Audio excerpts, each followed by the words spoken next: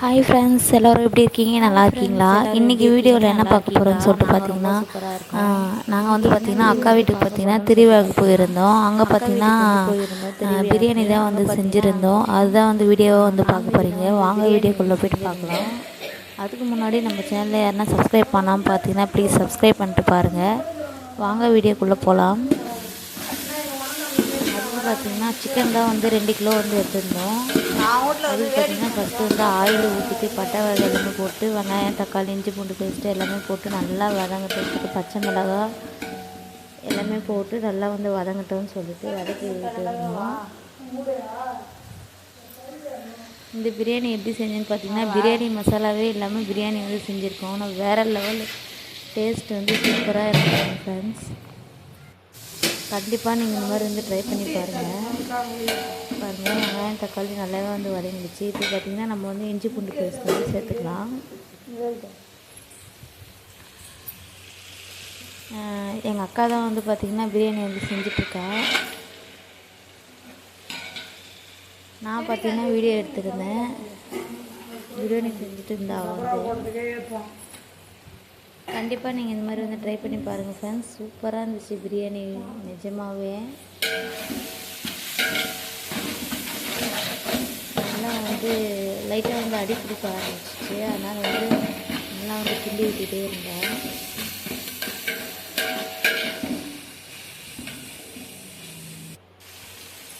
அடுத்தது பார்த்திங்கன்னா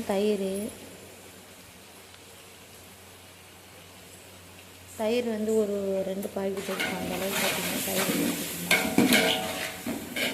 தயிர் ஊற்றிட்டு நல்லா வந்து கிண்டிட்டு நல்லா வந்து வதங்கினாங்க. பார்த்திங்கன்னா கறி சேர்த்தோம். கறி சேர்த்துட்டு பார்த்திங்கன்னா ஒரு 1/4 மணி நேரத்துக்கு கறி நல்லா வேகட்ட சுட்டு மூடி வச்சுட்டோம். இன்னும் நல்லா வதங்கணும் வேறு ஆகுது.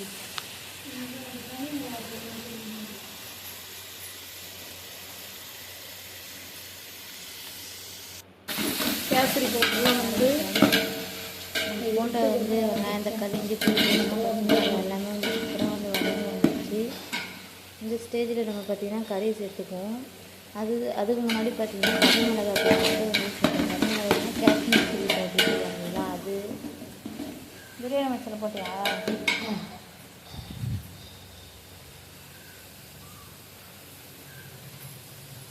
பிரியாணிக்கு தேவையான அளவு ஒரு 3 ஸ்பூன் இருக்குன்னு நினைக்கிறேன். அவ்வளோதான் போட்டுட்டு அப்புறமேட்டுக்கு வந்து கரம் மசாலா கொஞ்சமாக சேர்த்துட்டு கறி போட்டாச்சு. கறி போட்டு நல்லா கிண்டி விட்டாச்சு. கிண்டி விட்டுட்டு ஒரு 1/4 மணி நேரம் பார்த்திங்கன்னா நல்லா மூடி வச்சுட்டோம்.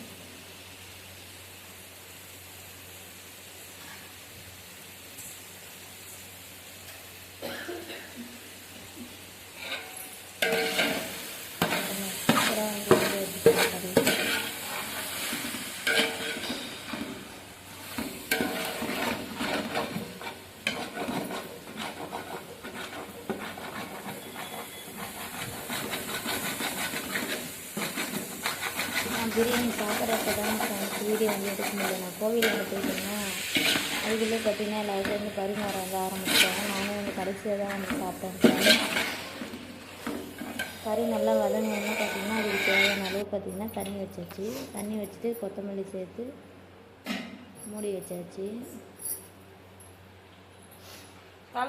தண்ணி எடுத்து அதில் பார்த்திங்கன்னா உப்பு காரம் எல்லாமே வந்து கரெக்டாக இருக்கான்னு ஒரு முறை பார்த்திங்கன்னா கலந்து செக் பண்ணி பார்த்தாச்சு. இந்த பிரியாணி பார்த்திங்கன்னா பிரியாணி தூள் வந்து சேர்க்கணும் ஃப்ரெண்ட்ஸ். காஷ்மீரி சில்லி பவுடரும் வந்து கரம் மசாலா மட்டும் தான் காரம். அப்புறமேட்டு மூடி போட்டாச்சு. மூடி போட்டோன்னா அங்கே பாருங்கள் பிரியாணி எவ்வளோ வந்து சூப்பராக வந்துட்டு பாருங்கள் ஃப்ரெண்ட்ஸ். இந்த ஸ்டேஜில் வந்து கொஞ்சமாக வந்து நெய் சேர்த்து மூடிட்டு அடுப்பு வந்து ஆஃப் பண்ணிட்டோம். ரொம்ப தேவையான அளவு நெய் ஊற்றிட்டு அடுப்பை வந்து ஆஃப் பண்ணிவிட்டு ஒரு 10 நிமிஷம் கழித்து திறந்து போட்டோம் ஃப்ரெண்ட்ஸ். பிரியாணி சூப்பராக வந்துச்சு. இந்த ட்ரை